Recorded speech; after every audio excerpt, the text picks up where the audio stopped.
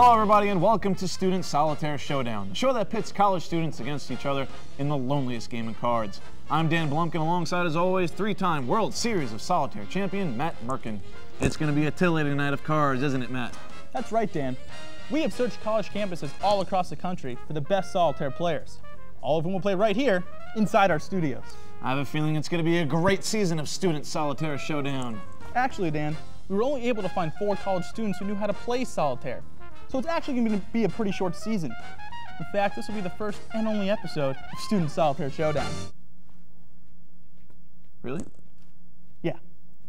You see, instead of solitaire, college students all across the country are playing this new game called Texas Hold'em. Texas what now? Yeah, I've never heard of it either. But apparently it's just sweeping the country. I mean, absolutely huge. In fact, there are television shows on the air, just like this one right now, where people play poker for prizes.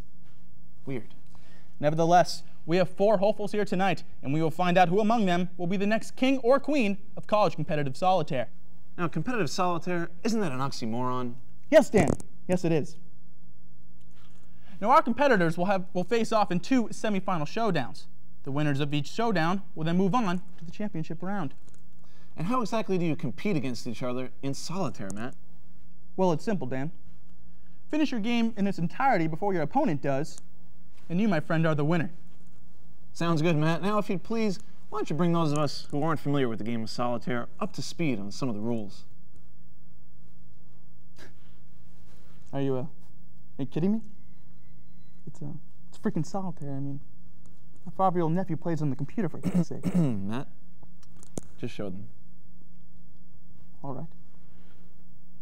If you could all follow me over to the Solitaire Strader 3000, please. You mean the easel with the poster board on it?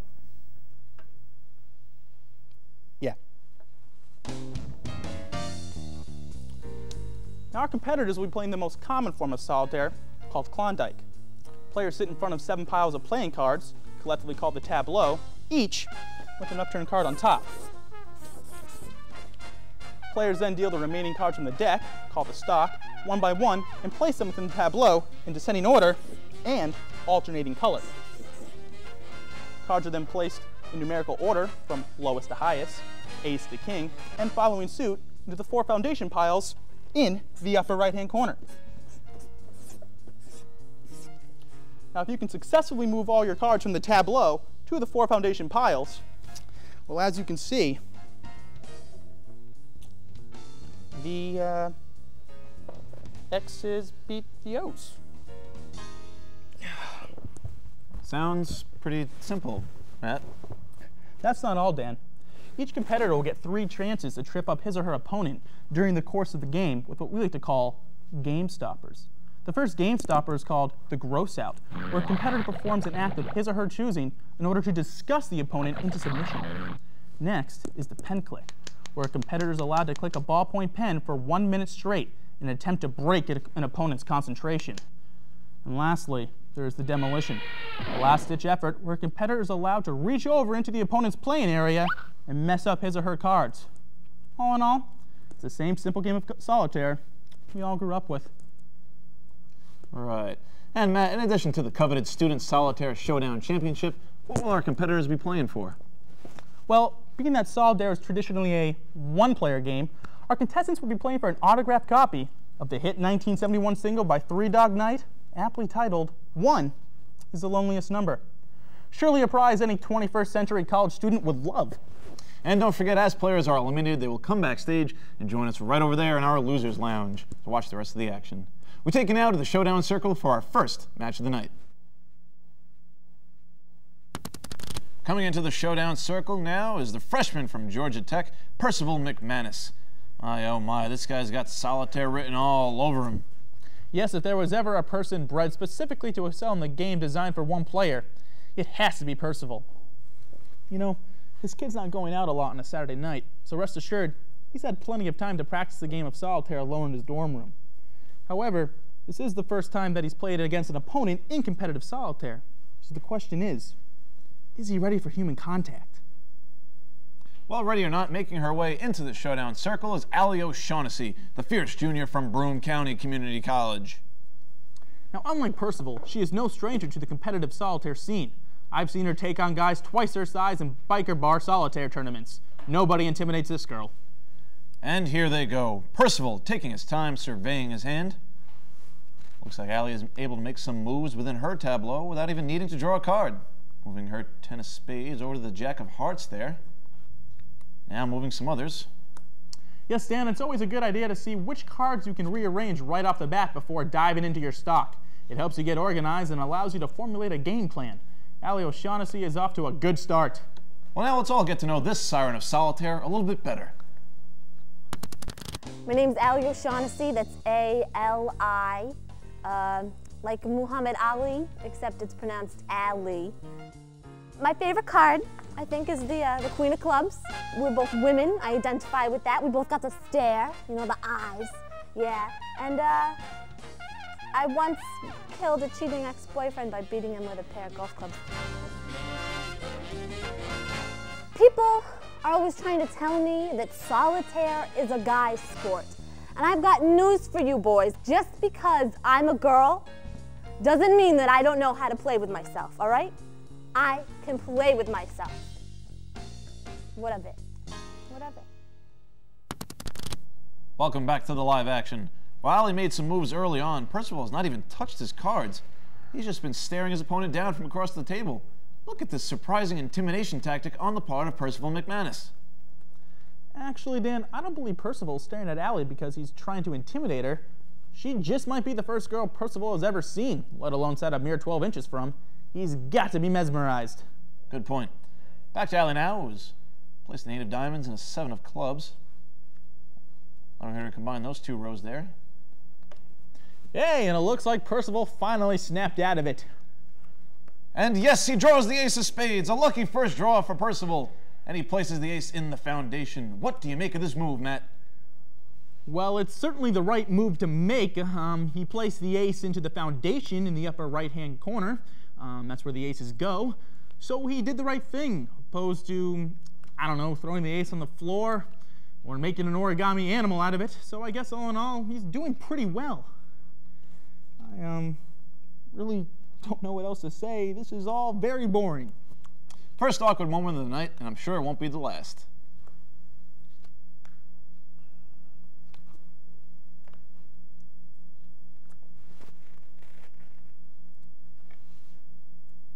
Hey, why don't we step aside and find out a little bit more about Percival? My given name is Percival McManus, Percival J. McManus, and although I'm known as Kai Ju Quinn on the Jedi High Council, and I'm already a formidable solitaire player, but I've been training to play without the use of my hands and only the force. It's really hard. I've gotten a couple of nosebleeds and almost a hernia. I'm really worried about diseases and bacterias in this day and age of SARS and bird flu virus and Paris Hilton. You can never be too safe. All I ask is that my deck be sterilized in a hydrogen peroxide solution. That's 6 parts hydrogen, 2 parts peroxide, 1 part water. And if no one could touch me or look at me, that'd be great. Welcome back to the Showdown Circle, where Allie is running into some trouble now. She was on a roll for a while, but hasn't been able to place a card in quite some time. Meanwhile, Percival just on a roll. He's starting to fill up those foundations. If I were Allie O'Shaughnessy, I would definitely consider using a game stopper right about now. It appears she's doing just that. Allie reaching for a pen. Here it is, the pen click. Now, you've been playing solitaire for quite some time, Matt. Tell me, an incessant clicking pen must be absolutely devastating to your concentration. Well, Dan, not really. Just a little annoying. But nevertheless, look at the poise, the concentration in Percival's eyes. Percival reaching into his pocket protector. It looks like he's going to counter with a pen click of his own. Oh my, he must have at least 6 pens in there. And he's clicking all of them. Is that even legal? I don't know, Matt, but the sound is deafening here in Studio A, and it looks like it's wearing on Allie, who failed to consider the factor of the pocket protector, and hence Percival's capacity for retaliation. Yes, where there's a nerd, there's a pocket protector full of pens. And they're both spent. That has got to take a toll on the fingers, Dan. So Allie, after trying in vain to trip up Percival with the pen click, is back to square one. That means it's decision time for Allie. Does she redeal and start over with a fresh set of cards, or does she go for another game stopper? It looks like she's doing the latter. Percival. Percival. It's got to be the gross out. She'd be stupid to waste the demolition here in the early round. Let's see what she does here. Percival! What do you want, demon woman? I just want to talk. You know, here we are playing solitaire against each other, and I don't know anything about you. I want to go out, you know, have a few drinks, a few laughs. I'm sorry. I do not associate with harbingers of the X chromosome. You speak so intelligently. Hey, is that a Star Wars t-shirt? Yes. Yes, it is. I just love a man in sci-fi fashion. It really accentuates your neck. What are you doing? Just getting a little closer to you. Oh. I have a secret. You know, I'm really kind of embarrassed to talk about it, but I find Darth Vader very, very sexy. You know, you remind me a little bit of him. The way you play your cards with such ruthlessness. I'm sorry, fair maiden. I am a Jedi Knight, and I must lead a chaste and pure life and swear an oath of celibacy. You should come over to me with the dark side, then. You know what I love most about Darth Vader? What's that, Allie? His big helmet.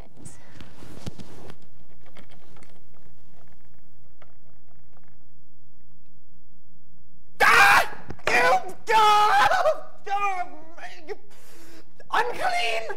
Filth! Yes! And Allie has done it. She has eliminated Percival and bought herself a one-way ticket to the final round.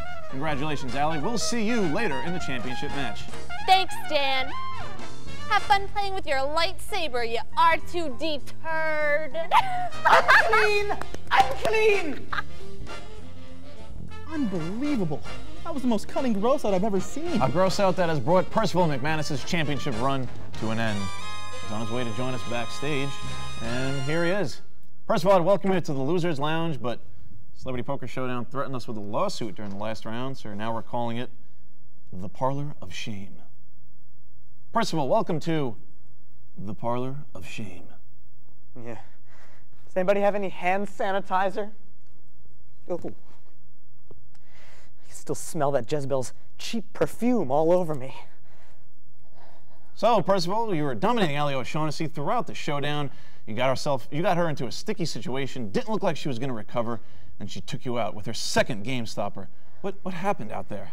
I was violated, Dan, and I intend to sue the show for physical and mental anguish. That makes 2 lawsuits now, Dan. Yes, thanks for keeping track, Matt. So, Percival, you ready to watch the next semifinal round? It's all over me. You know, I'm actually going to have to burn these clothes, which, I might add, are officially licensed Star Wars merchandise. Rest assured, you'll find that in the lawsuit as well. I wouldn't worry him. Sure, we can buy him off Star Wars action figures or something. Agreed. And now let's get you back down to the Showdown Circle once again, where 2 more great competitors are about to get it on what will surely be a stellar matchup. Yes, this should be an interesting game indeed. Here comes a local boy, Hofstra University's very own Ryan Murphy. Woo! What can you tell us about Ryan, Matt? Hofstra senior Ryan Murphy is a product of the recent explosion of online competitive card playing and has won many a match on StudentSolitaire.com. We'll see how well he can fare the transition from cyberspace to Showdown Place. Hot on his heels will be the sophomore from Duke, Ken Oswald. Oswald, already an accomplished college poker player, has recently made the jump over to Solitaire. Yes, he is the Riddick Bowe of cards. I believe you mean Bo Jackson, Matt. Here comes Oswald, and what is he wearing? Dan, that would be a ski mask and sunglasses. And why is he wearing a ski mask and sunglasses to a Solitaire match? Allow me to explain, Dan. You see, Oswald is used to playing the game of poker, And in the game of poker, it's not uncommon to wear sunglasses, large hats, and other accessories to hide one's face. It helps them during a bluff. Oswald chooses to wear a ski mask and sunglasses, making it impossible for his opponents to get a read on him. Fittingly, his sweet mates back at Duke call him Ken, the assassin Oswald. That's quite a tactic, Matt. Yes, but unfortunately Ken fails to realize that there is no betting involved in the game of solitaire and no bluffing, so there is no need to hide his face. I'm not even sure if he can see his cards in that thing. Well, apparently you can't even see the Ryan who's trying to extend a friendly pregame handshake to Ken. Unbelievable. And he goes to his cards and wow, that is the worst starting hand I have ever seen. Did we remember to shuffle the deck? I won't tell if you won't. All right, sweet. So, by some strange phenomenon of fate unrelated to our not shuffling the deck, Ryan is coming up with nothing but red cards. Pen, here it is, once again, the pen click. We saw this game stopper backfire on Ali O'Shaughnessy in the first round. Let's see what Ryan can do with it. Well, look at this, Dan. That clicking is having no effect whatsoever on Ken Oswald. He's in his own world underneath that mask. It's just an impenetrable fortress. Looks like it's going to take something mightier than the pen to beat Ken, the assassin Oswald. A sword. No, I said mightier than the pen. A sword's pretty mighty, Dan. While I explain the concept of American proverbs to my colleague here, why don't you check out this piece on Ken Oswald. Sword? My name's Ken Oswald. You can call me the assassin. I got pretty bored of dominating my campus at poker, so I figured I'd go to where the big bucks and the glory are. Competitive solitaire. Oh, what are these? Oh yeah, these are my secret weapons. Mask, sunglasses. You don't know what I'm doing. What am I doing with my cards right now? You don't know, do you? Am I smiling? Am I frowning? Guess what? It was neither. I was winking. Back to the drawing board for Ryan Murphy, who has no choice now but to redeal and start over with a fresh deck of cards. But I'll tell you, Dan, there's no way he's going to win by redealing this late in the game. Well, hold the proverbial phone, Matt. It seems as though Ken the assassin Oswald is having some problems of his own. Yes, that mask and all that black clothing really seems to be giving him trouble now. I don't think you realize how hot it gets underneath these studio lights. Yes, Oswald must be sweltering in that ski mask. It really seems to be affecting his game. Yes, I would say that he doesn't look good out there, but I can't see his face. Yo, dude. You all right? Ryan expressing some concern for Ken Oswald. I think Oswald has heat stroke, Matt. I said, are you all right? I'm all in. Big bucks. No whammies. Ken is clearly out of it, Dan. He doesn't even know what game he's playing anymore. Yes, from what he said, it sounds like he's playing a combination of poker and the 1980s game show Press Your Luck. Just out of curiosity, let's see how he's doing with his hand. And, oh boy. No, that's not solitaire. That's not even poker. I'm not sure what that is. I think I see a joker in there. Let's see if Ryan can capitalize on this momentum shift. He's going to have to hurry because although Ken Oswald may be incapacitated right now, he may snap out of it at any moment. Ryan now going to town. Well, let's take a closer look at this tenacious competitor. Yo, what up, everybody? I'm Ryan Murphy, senior here at Hofstra University. Hey, you can look me up on Facebook or MySpace. Holla! Yeah. Hey, I've been playing, mostly online for the past 3 years. Screen name, Solitaire. I've won $2,000 from playing Solitaire online. I've also lost 15 grand. So, what are you gonna do if you win the record? I'm probably gonna sell the record on eBay for 15 grand. Welcome back, folks. Let's get you caught up on the truly unbelievable events that have been unfolding here. Yes, Ryan is just blazing through his deck with unparalleled mastery and determination. He's been placing cards left and right, and he's got his foundations almost completely filled. This has been the single most masterful performance in the game of solitaire I have ever seen. I guess we shouldn't have cut to that interview piece when we did. Interviewers at home could have seen it as well. Well, seeing is believing, Dan. And believe you me, Ken Oswald better get cracking over there if he wants to stay in the game. Yes, he hasn't been doing much of anything with his pile of cards there. In fact, Ken Oswald hasn't moved in quite some time. It appears he's doubled over onto the table.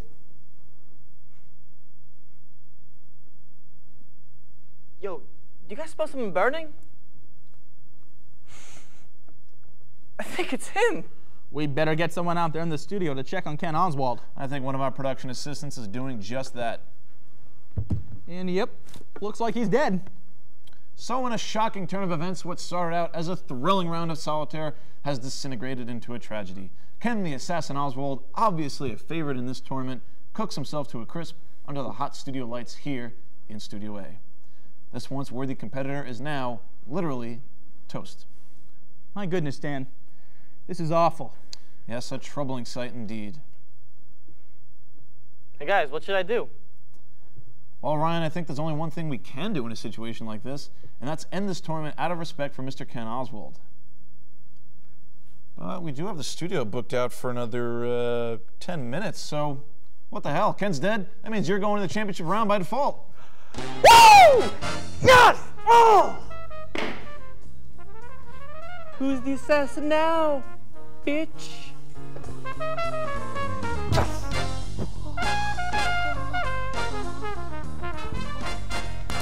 So, what do you think we should do with Ken Oswald? Matt, when players are eliminated from the tournament, we have them join us here in the backstage parlor of shame. This situation is no different. So, wheel them in here. Here we go. What? This is crazy! We should get him to a hospital! Nonsense. We paid a lot of money for this backstage set, and by God, we're going to use it. Come on. Here we go. There we go. Oh, here he is. Hey, Percival, you don't mind? Just be a pal. Just scooch over a little bit. Oh, no. No, there's no way in hell I'm sitting next to that thing. I just got Ali O'Shaughnessy's nastiness off my skin. Oh, jeez. And God. Percival is having a rough God. night. Who would have thought we'd see this, Matt? Ken the Assassin Oswald, clearly a favorite to win the matchup. He was leading for quite some time. He was able to dodge a bullet when he used that thick ski mask to shield him from Ryan's incessant pen-click game stopper. But the very same ski mask that saved him also led him to his doom, baking him under the hot studio lights. Yes. You see, the ski mask giveth, and the ski mask taketh away. Crazy night, huh, Percival? I mean, did you really think you'd be sitting here in the parlor of shame with the fricasseed carcass of Ken the Assassin Oswald himself? Please get him off me. He smells like bacon. And how about that Ryan Murphy? He took out Oswald like his name was Jack Ruby. That's right. Looks like the ghost of Abe Lincoln really got his revenge tonight. Oswald killed President Kennedy. You dumb... That's great, Percival. We'll check back with you later. And now it's time for what we've all been waiting for. Let's take you down to the Showdown Circle one last time, where Ryan Murphy and Ali O'Shaughnessy are about to duke it out for the Student Solitaire Championship.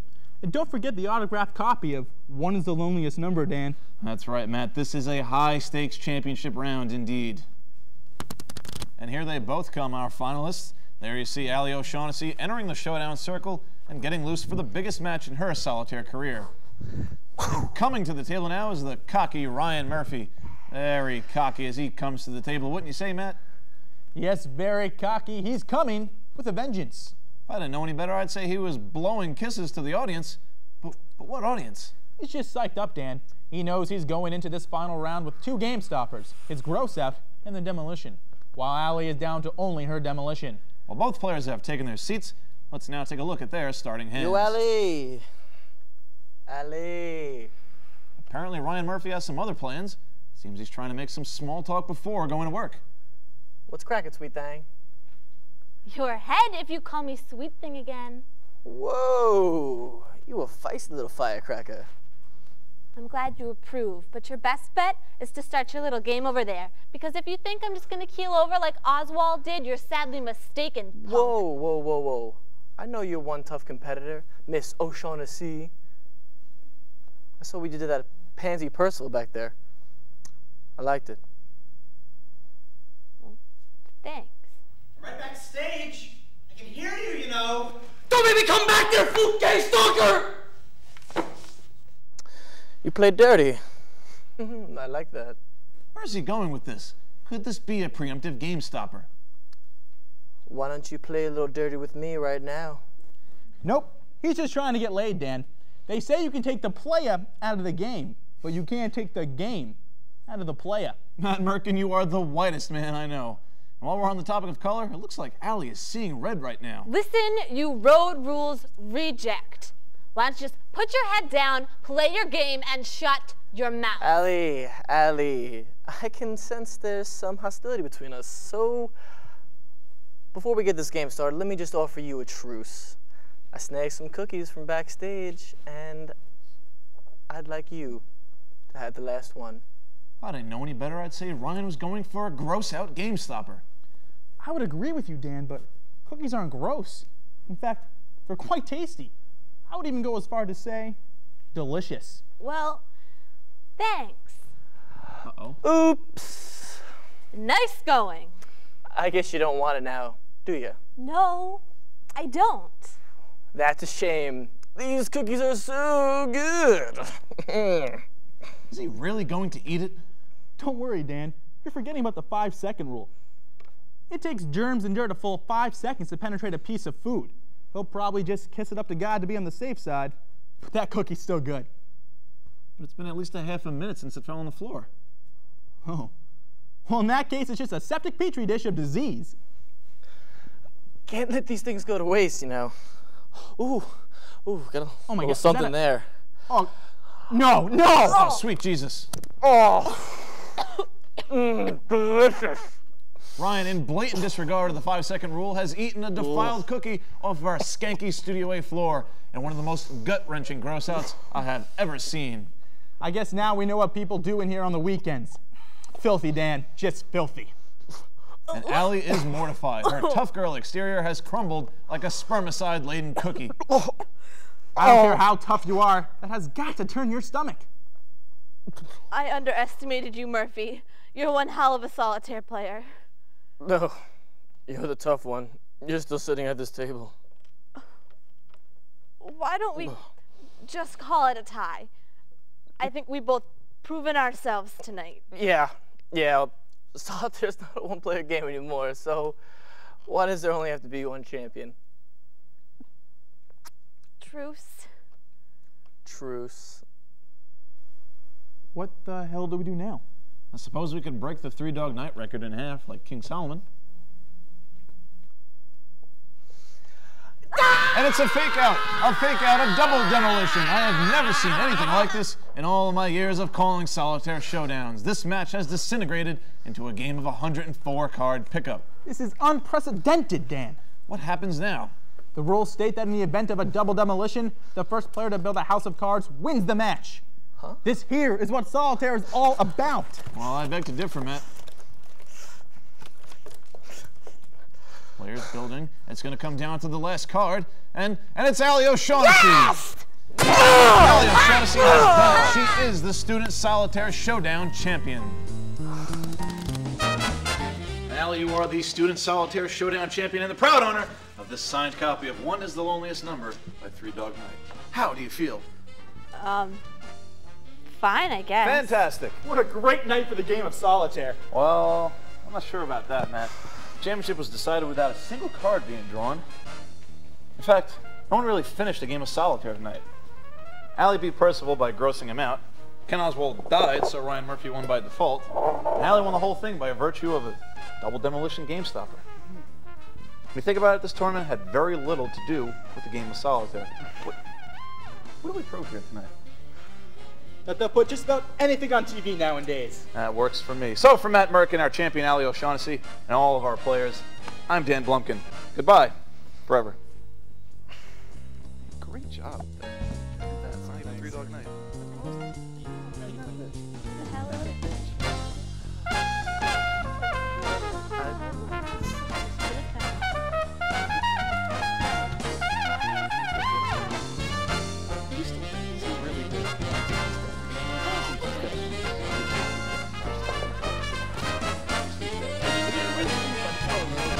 I really lost on that.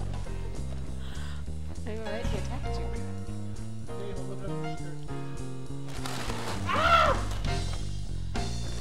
All right.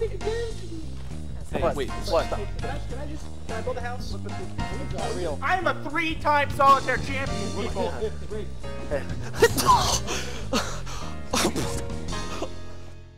Haha, Astra Television.